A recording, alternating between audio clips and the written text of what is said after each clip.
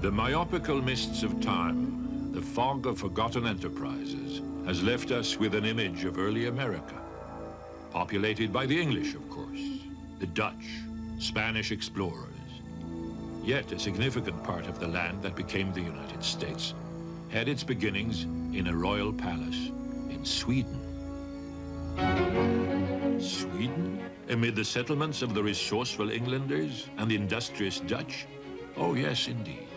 New Sweden, a settlement led from 1643 to 1653 by Johann Prince to establish a trade in tobacco and furs. Soldier, able administrator, big belly, deserter, tyrant. Who am I to deny they called me all of those things? But I tell you, I cut a fine figure of a man, I did. You don't get a gut like mine by conniving, bowing, and bootlicking. No. My diet was of finer stuff. He fought bravely in the 30 Years' War. They named him governor of the Swedish colony on the coast of North America. Established in 1638, it was the first permanent European settlement in the entire Delaware River Valley. We lost 100 on one voyage alone, and it was no better when we got there. Bad duty for an ambitious soldier.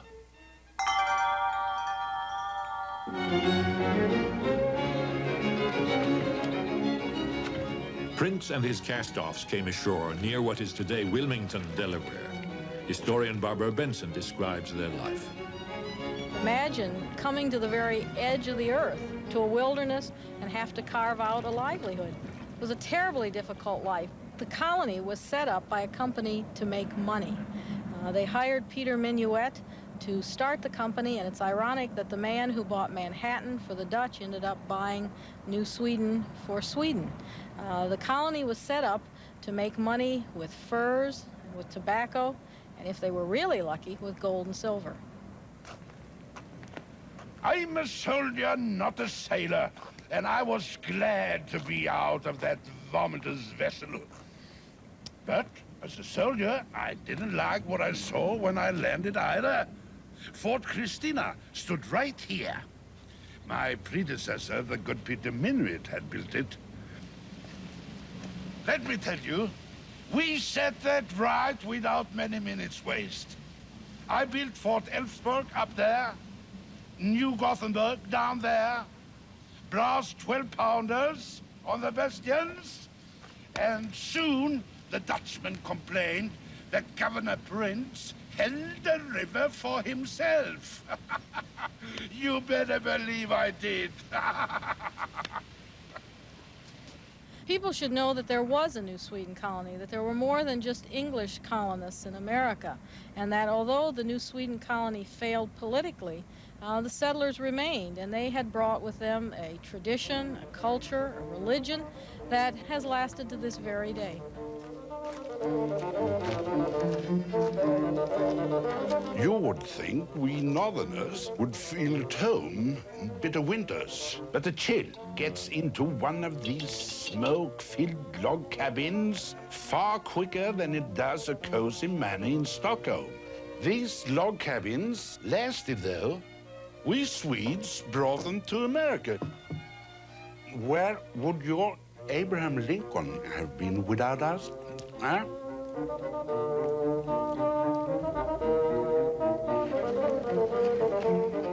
This was fertile land, let me tell you. Corn, squash, hops for beer, even tobacco. So fertile was the land that I kept writing to the Queen, telling her that here was where Sweden should plant its New World roots. How different the world might have been had she listened.